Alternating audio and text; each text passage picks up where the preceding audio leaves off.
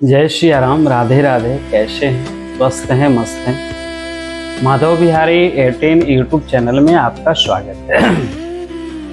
आज बात करेंगे वारुथनी एकादशी। वैशाख कृष्ण पक्ष को जो एकादशी पड़ता है उसका नाम है वारुथनी एकादशी। यह एकादशी अपने आप में बड़ा दिव्य है और वैष्णव भक्तों को विशेष करके माताओं को यह व्रत करना चाहिए, क्योंकि यह जो व्रत है विशेष करके सौभाग्य प्रदान करने वाला है।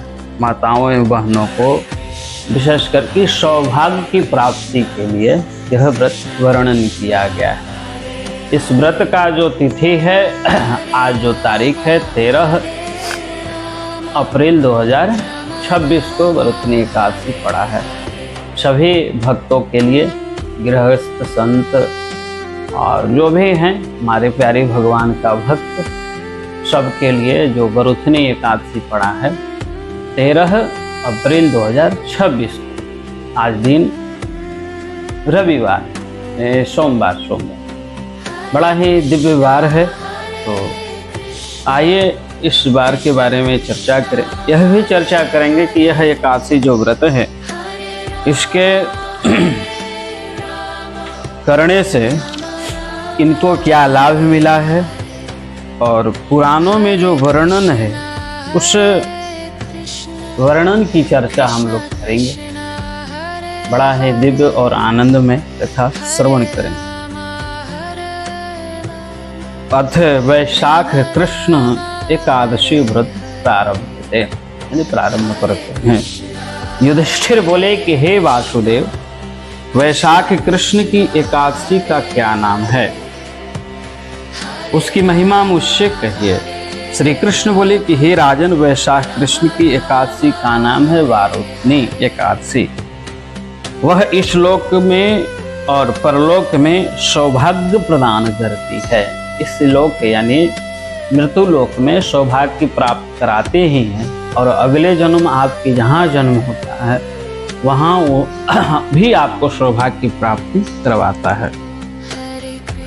वारुथनी का व्रत करने से सदा सुख रहता है और पाप की हानि होती है, सौभाग्य की प्राप्ति होती है।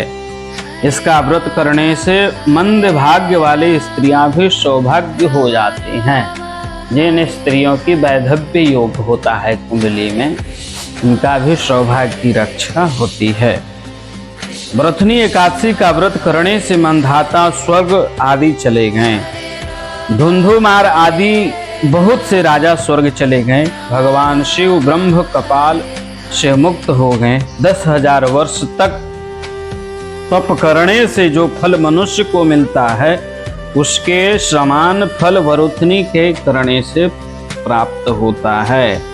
10,000 वर्ष तक स्वर्ग में बैठ करके यदि आप तपस्या करते हैं और इस मृत्यु लोक में केवल वारुथनी एकादशी कर लेते हैं तो 10,000 वर्ष तपस्या करने का फल आपको मिल जाता है। जो मनुष्य श्रद्धा पूर्वक वारुथनी का व्रत करता है उसकी इस लोक और परलोक में इच्छा पूरी होती है। यानी जो इच्छा करता है मृत्यु लोक में या स्वर्ग लोक में उसे वह प्राप्त होता है। हे नृपसतम, यह एकादशी बहुत पवित्र है। ऐसे तो सब एकादशी पवित्र है, लेकिन यह एकादशी परम पवित्र है। यह एकादशी बहुत पवित्र है और एकादशी व्रत करने से पाप दूर करने वाले, भुक्ति मुक्ति देने वाली और पवित्र करने वाली है। हे नृप श्रेष्ठ, घोड़े के दान से हाथी का दान विशेष होता है। घोड़ा का यदि आप दान करते हैं तो उससे बड़ा दान क्या होता है? हाथी का दान। हाथी के दान से भूमि दान पवित्र होता है। यदि हाथी का दान करते हैं तो उससे भी बड़ा दान क्या है? भूमि का दान। और भूमि के दान से तिल का दान भी अधिक होता है। भूमि के दान से बड़ा दान क्या है? तिल का दान। उससे अधिक स्वर्ण दान, तिल दान से अधिक स्वर्ण दान। ये सब ध्यान से आप लोग सुनेंगे। और स्वर्ण दान से अधिक दान उत्तम कोई दान होगा तो वह पितृदेव मनुष्य तृप्ति अन्न की प्राप्ति से होती है। यानी पूर्वजों के निमित्त जो आप अन्न दान करते हैं वह परम पवित्र हो जाता है। हे नृपोत्तम यानी राजा युधिष्ठिर, उसी के समान कवियों के कन्यादान कहा है। कवियों ने कन्यादान को सबसे बड़ा दान कहा है। भगवान ने स्वयं कहा है कि गौदान उसी के समान है और कहे गए हैं। सब दानों में अधिक विद्यादान बतलाया गया है। सब दान में सब श्रेष्ठ क्या है? विद्यादान। सब दान कीजिए, एक बार फल उस व्यक्ति को प्राप्त होगा, लेकिन विद्यादान से अधिक लाभ होता है। और कहे हुए सब दानों में अधिक विद्यादान, वरुथनी के करने से मनुष्य विद्यादान को फल प्राप्त होता है। और यह जो वरुथनी एकादशी है, विद्यादान का भी फल उसी के समान प्राप्त होता है। पाप से मोहित होकर जो मनुष्य कन्या के धन से निर्वाह करते हैं, वे महाप्रलय तक नरक में रहते हैं।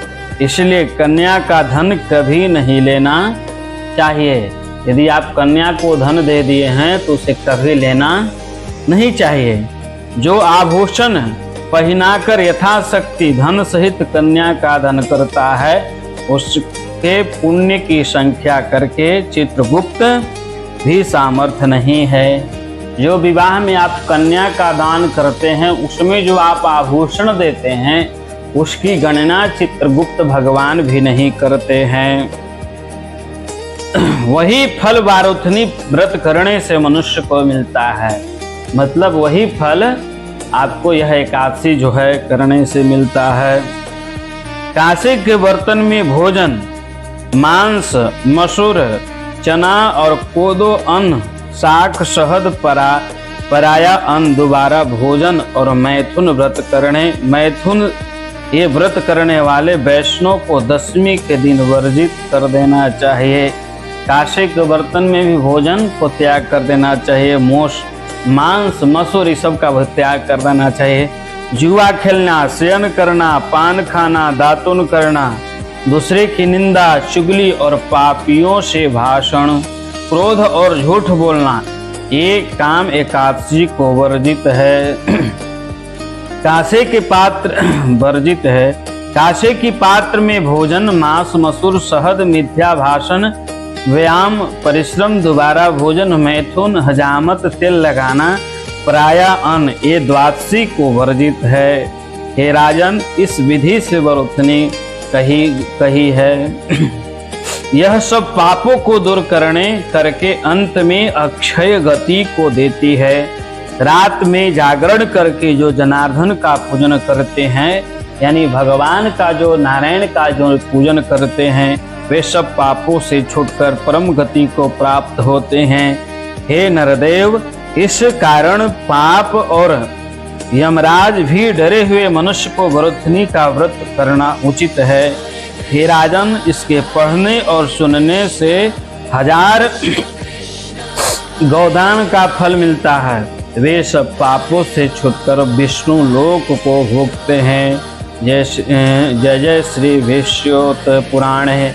वैशाख कृष्ण वरुथनी एकादशी व्रत महात्मा विश्राम। बोले जनार्दन भगवान की जय।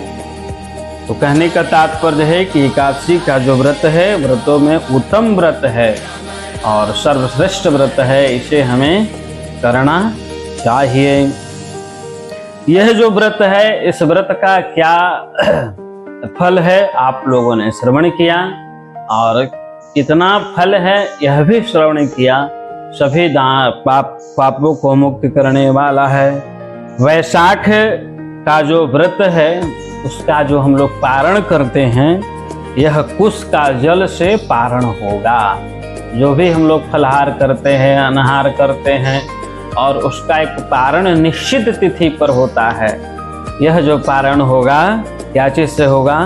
कुश के जल से होगा, ज्येष्ठ में तिल से होगा, और आषाढ़ में जौ के चूर्ण से होता है। सभी व्रतों का हम बतला दे रहे हैं, 12 महीना का बतला दे रहे हैं।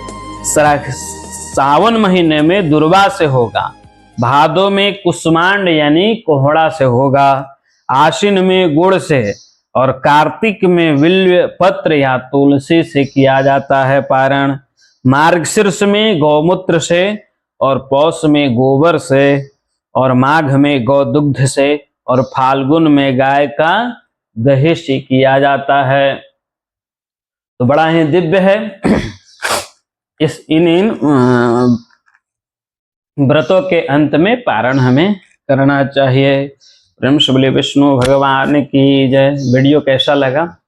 यदि अच्छा लगा तो थोड़ा कमेंट करिए और लाइक कीजिए, थोड़ा शेयर कीजिए, और दक्षिणा के रूप में इसको थोड़ा सा शेयर कर दीजिए। आपको और क्या चाहिए थोड़ा हमें बतलाइए, किस चीज़ के बारे में चाहिए यह भी बतलाइए। जय श्री कृष्ण, राधे राधे, जय श्री श्याम।